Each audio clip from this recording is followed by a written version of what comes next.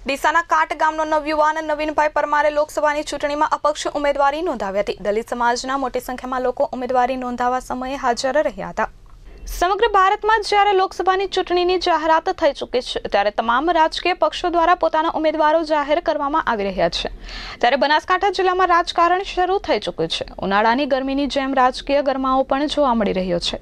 ત્યારે ડીસા તાલુકાના કાટ ગામના નવયુવાન નેતા અને દલિત સમાજમાંથી આવતા એવા નવીન પરમાર જેઓ રાજકીય ક્ષેત્રે તેમજ હાલ તેઓ ડીસાની કાટ ગામે આવેલ લો કોલેજમાં વિદ્યાર્થી અને ગામ તેમજ સમાજમાં સારી લોકચાહના ધરાવે છે। ત્યારે આ નવયુવાન પોતાનું લોકસભાની ચૂંટણીમાં પોતાનું અપક્ષ ઉમેદવારી પત્ર ભર્યું હતું, જેમાં મોટી સંખ્યામાં દલિત સમાજના આગેવાનો ઉપસ્થિત રહ્યા હતા।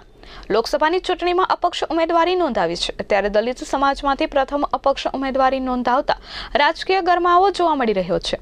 મોટી સંખ્યામાં દલિત સમાજના લોકો સાથે ઉમેદવારી ફોર્મ ભરવા પાલનપુર કલેક્ટર ઓફિસમાં પહોંચી પોતાનું ઉમેદવારી પત્ર રજૂ કરાયું હતું।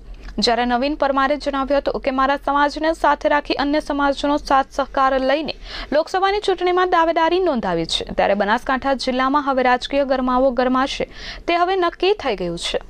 આજે અપક્ષ ઉમેદવાર તરીકે સમાજને સાથે લઈ અને ઉમેદવારી પત્ર ભરવા જાઉં છું, તો મારો સમાજ મને સાથ આપશે એવી મને અપેક્ષા છે અને બધા સમાજો મને સાથ આપશે જ। જય હિન્દ। હરેશ ઠક્કર સાથે પ્રકાશ ગોસ્વામી, S24 ન્યૂઝ, ડીસા।